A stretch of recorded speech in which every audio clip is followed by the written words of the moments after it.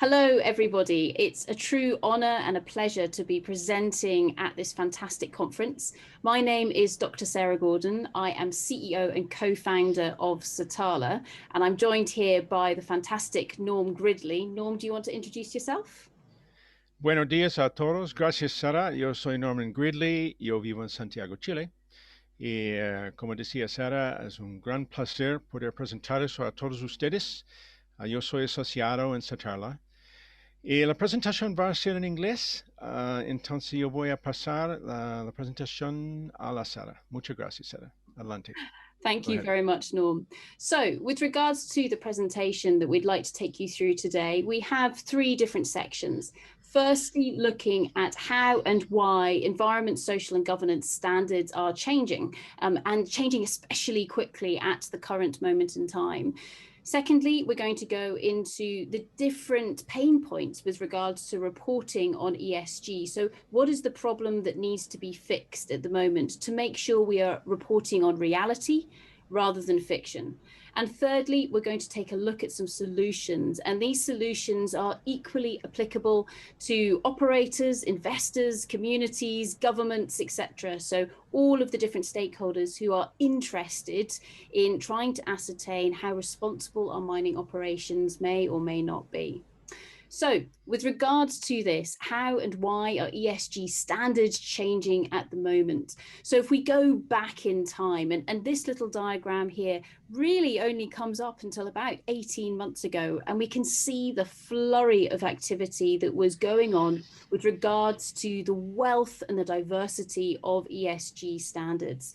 Some of these standards are very specific to the mining sector.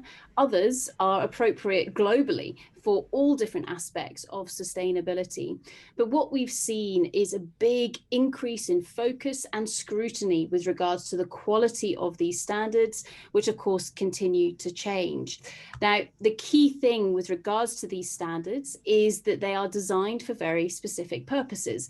And depending on what you want to use those standards for, one or another standard may be more or less applicable to you.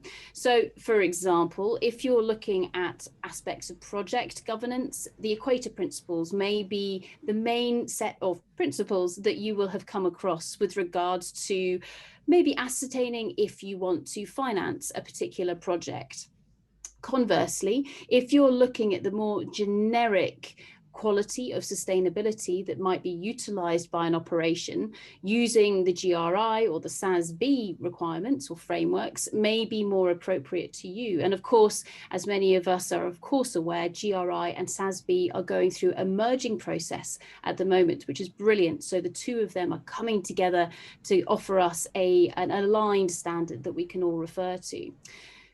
Beyond this, of course, we have industry standards, be it from the International Council for Mining and Metals, be it from IRMA, so the Initiative for Responsible Mining Assurance, or of course for specific commodities such as the World Gold Council, all of which offer us fantastic guidance with regards to what might the expectations be, or what should the expectations be in terms of ensuring that we do truly source, extract and process raw materials from the ground in the most responsible manner. So the governance or the standards, etc., are changing at the moment. And a lot of this change is being driven by governments. So governments are, of course, responsible for all of the people within their own jurisdictions. And what we see, for example, within Europe, as has recently been announced, is the Green Deal or the European Union taxonomy. And this really does focus in on sustainability in a big way. Yes, there is focus on the energy transition, but with regards to this, there is massive focus on where do the raw materials come from, not only to enable that energy transition, but also every other walk of life, because of course within Europe, there's not a whole lot of mining that goes on. And so Europe needs to be thinking about how can it operate in the most sustainable way possible. So that's just one example from Europe on a government level. And of course, every government around the world has its own perspective, its own strategy when it comes to understanding where sustainability and ESG fits into its own policies, its own strategy as a whole. But it's not just governments, it's also governance. Okay, so the people who set those international standards, codes, and frameworks. And an example of this is from big changes that have been happening in the mineral resources and reserves reporting codes and standards. There are many of these reporting codes and standards, but what's been happening very consistently over the last 12 months is the true integration and focus on ESG within those reporting codes to ensure that where we are calculating and then disclosing how much copper or gold or iron ore or whatever it might be is in the ground, it is done so being very cognizant of those modifying factors, many of which, of course, rely on our understanding of environment, social, and governance. So big changes at the government level, big changes at the governance level, but also big changes when it comes to the investors and the expectations of those investors. Now, we've all seen the likes of Larry Page, CEO of BlackRock, talking about sustainability, climate change, ESG, etc., over the last few years. But it's not just BlackRock. It's all of the investors now. And that deep requirement to say, if we are going to invest in mining, then we need to be very, very sure that we are investing in responsible mining practices. And by that, that includes our ability to look at all of the different stakeholders involved and also begin to look at the right questions, the right data sets to ensure that where we are investing our money, we are investing it in the right places that are truly making ESG a reality within the mining industry. Within this as well, of course, it's not just the investors, it's not just governments, but it's social society as well. And social society includes everybody, including those communities that may be living adjacent to mines, all the way through to people who live miles away from mining operations, yet utilize an awful lot of the end products that come from mining. And what does this include? This includes a change in expectations from society. Many of us, of course, have seen the rise of millennials, but the oldest millennials are now 40 years old. So actually, they make up a huge proportion of the world's population. And of course, it's not just millennials that require responsible operation of industries. Of course, I'm pretty sure that people from other generations require this as well. But it's perhaps one of those resounding features of people from that millennial generation who now have investment money to spend, who now occupy senior leadership roles in many of our organizations and are in many cases those decision makers. So they take this much more seriously than perhaps was seen a number of years ago. The final stakeholder to mention here before I pass across to Norm, who can supplement any of my comments here, is of course the operators. So speaking as somebody who started life as a geologist within the mining sector, so I come to this as a miner myself. As operators, ESG, sustainability, our license to operate is nothing new. It has always been there. But perhaps now we have the opportunity to show and realize the true value of taking all of this seriously and looking for the opportunities that sit within ESG. And of course, when we're talking about our operators, we're not just talking about the explorers or the miners, we're also talking about everybody involved in that circular economy. And that includes the people who are designing the washing machines of the future so that they're not designed to be thrown away into a waste dump. They're actually designed so that those component parts can either be recycled or reused and repurposed. So we're looking at those innovators, those designers, the manufacturers, the people who are recycling all of these different commodities. How do we bring all of that together? And we see these trends increasingly focusing in on the importance of ESG. Norm, do you have anything to add to that with regards to the different stakeholders and the changes in requirements for ESG? Yeah, muchas gracias. Thanks, Sarah. I would like to make two comments, one on the society side and the other one on the operators. With regard to the society, as Sarah mentioned a moment ago, we're talking about, she's giving a global perspective on this. And we also talk about communities that are affected by mining, by exploration, projects, operations, and closure and post-closure. And we know that in every case, these things are unique. Communities can be at 4,000 meters of elevation. They can be at coastlines. They can be in wet environments, desert environments. All depends where the mineral deposits are and where the mines are going to be. So this requires an understanding of the global perspective, at the same time a very good understanding of the local perspective. And that's a factor always to keep in mind when we talk about society. We talk about operators, well, owner operators, companies that are designing, building, operating, and eventually closing and departing mine sites. As this graphic shows here with the operators, it is now recognized this is truly a circular process. And even though the minerals in the ground are not eventually renewable on the human scale, all the other processes incorporate renewable elements. Every project today is looking more and more at this, and the graphic very clearly illustrates how there are waste streams and opportunities to recover in that entire cycle. The mining business is changing, and this is part of the change that's happening today, and we've seen this as owner-operators. Thanks, Sarah. Brilliant. Thanks, Norm. So we can see that everybody is increasing their scrutiny, their attention, the importance that is placed on ESG for a whole variety of different reasons. And so in order for us to be satisfied that an operator is operating in the most responsible manner, we need reporting that delivers on what we need to get from it. So we want to see the truth with regards to what is happening on an operation. But then also from the operator's perspective, we want to prove that we are operating in a responsible fashion in the simplest possible way.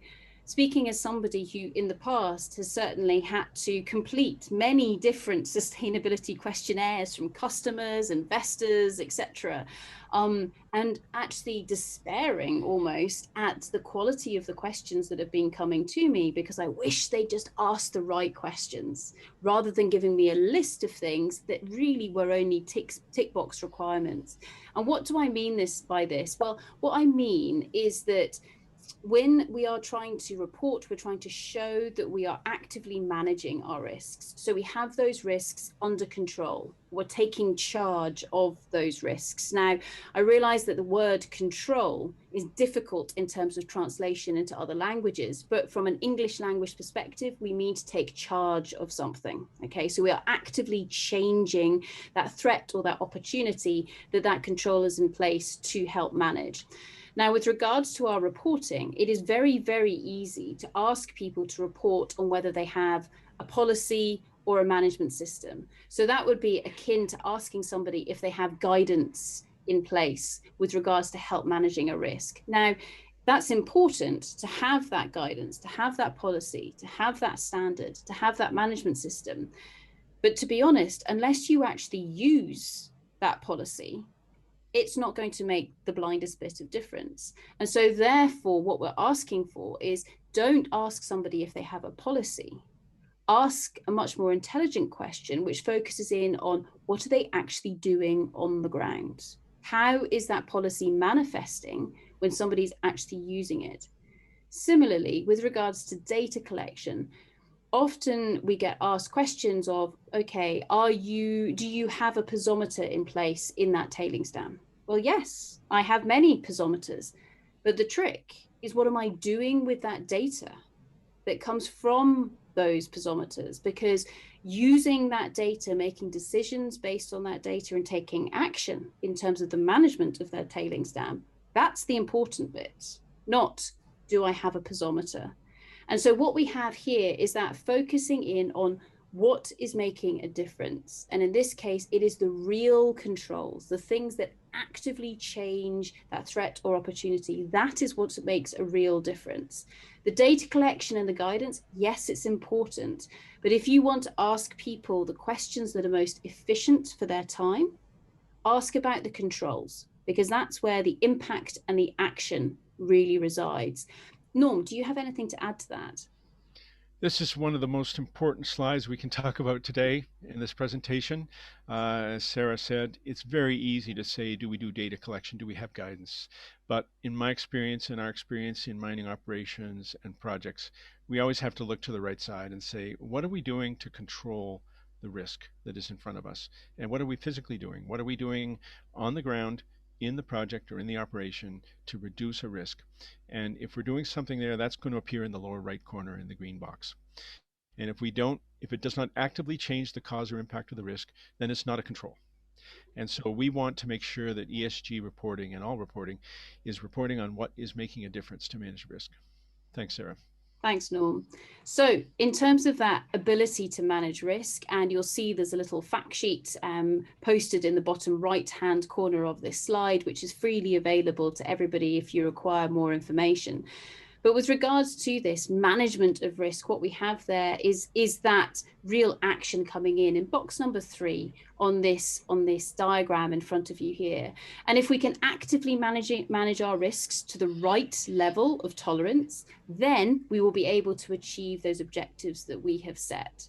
If we are unable to manage our risks, the only option that we have available to us as mining companies or as investors or as society is to try and change those objectives. So what you see in front of you here is a very simple risk-based decision-making process where we have, based on the context in which you're operating and the objectives that you are trying to achieve, which includes the manner in which you want to achieve them, so your values, your purpose, your virtues, and those risks that you face, be they opportunities or be they threats, and your ability to manage those risks. Do you report on this accurately so that someone can ascertain, can we achieve those objectives given this context in which we're operating, or do we need to change something? And this is important because ESG does not sit in isolation. ESG is a fully integrated part of everything else that is going on in an operation or in a company. It is something where if we can truly integrate it with our financial reporting, with our production reporting, fully into the legal, the health and safety, all of those different component parts, then we will be able to see that we are truly managing that ESG in an integrated and also in an effective and an efficient manner. So integrated view of ESG, make sure that we are focusing in our reporting on those active controls. What are we really doing to change the management or to change the certainty with regards to those ESG opportunities and threats, rather than just ticking boxes because we may have a policy or a management system in place. So in terms of solutions, we have 3 quick solutions for you, one of which we've already been through. So the first one is ask the right questions. And in terms of the right questions, what we suggest is focus in on those controls. So those things that will make an active difference to those ESG threats and opportunities. And this is something here where we are seeing organizations really doing this already. In Canada, the Towards Sustainable Mining initiative, for example, that very much focuses in on impact and action, which is fantastic. Through to an up-and-coming company, Digby, their ESG module very much focuses in on what are those true impact and action-orientated questions that an operator wants to talk about and an investor wants to know about. So we're seeing this beginning to come to fruition, and this short circuits those great long lists of questions, which at the end of the day just result in people ticking boxes.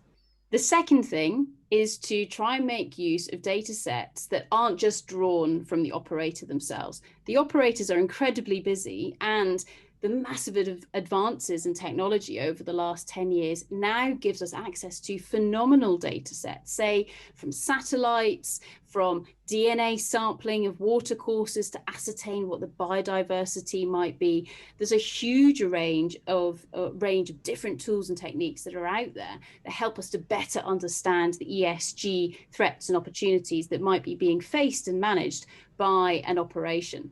So satellite measuring, for example, and we just have one example for you here from a small company called Terrabotics that does this incredibly well.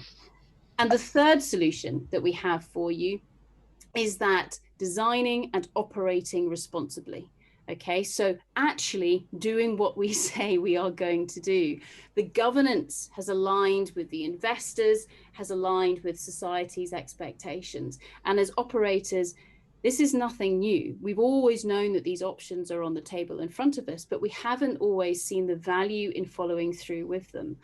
Now, with regards to this, what does this mean? It means that we need to be learning from experience. We need to be looking at events such as the destruction of the Juukan Gorge caves in Australia in May 2020 and saying, okay, that should never happen again. Why was that patch of ground in that mine plan? Why was it considered to be part of the resource and reserve statement, for example? Well, the governance around all of that is changing, which therefore not only allows us to learn from experience, but also means that we have to learn from that experience as well, thereby allowing us to challenge one another, but also hold ourselves to account. Just before I summarize, Norm, do you have any final comments to make on this? Yeah, absolutely. Well, thanks a lot, Sarah. I would like to comment on this slide in particular. The learning from experience line is really LFI, as we call it, comes largely from the health and safety world, where there was a, a circuit back to say we learn from this. What do we do about it? So it's really the last arrow on the boxes that Sarah showed beforehand, and learning from experience is more and more possible every day. Why? Because these operations around the world, projects and operations, are reported in social media, normal media, all measures of communication on this to say you can learn from what's happening around the world with community issues, road blockages, um, difficulties with negotiations with governments, tailings dam failures, errors in exploitation, as is illustrated in this graphic. We have to learn from experience, and we can. And we should never leave this out of the discussion. I consider this one of the real keys to making sure that if we say ESG reporting is really effective, does it mean how are we learning from experience? Have we taken experiences that we have or other companies have had, and how we incorporated those experiences, good and bad, in our operations such that we are properly managing risks, that we're avoiding negative consequences, and we are enhancing potential for positive outcomes. Thanks, Sarah. Great. Thank you, Norm. So just in summary from us at the moment, and I think you can get the impression that Norm and I are very happy to speak about this at great length. We have many stories to share, but in summary, ESG standards are dynamic, constantly changing, but it's very difficult to pick the single standard that is relevant for you. Often we need to be able to pick and choose from that array of international guidelines and make sure that you have your own unique framework that is fit for your context, be you an operator, an investor, a customer, etc. Secondly, we really need to move away from the tick box approach to understanding what is going on in ESG, because that devalues the quality of the information that's there. It devalues the quality of the action that's been taken on the ground. So instead, let's get rid of those tick box questions and rather ask those questions around what is really happening on the ground that actively makes a difference with regards to ESG. And then finally, with regards to this, yes, ask the right questions, consider using those independent and verifiable data sets. But finally, act responsibly and prove that we are either acting responsibly or investing in those operators that really are doing it and doing it really well. So in conclusion, thank you very much, ladies and gentlemen. We very much look forward to answering all of your questions at the conference in May. If you would like to reach out to us with any other questions, ideas, concerns, inspiration, please do feel free to reach out to Norm there. You'll see his email address. Thank you very much. Muchas gracias a todos. Ciao.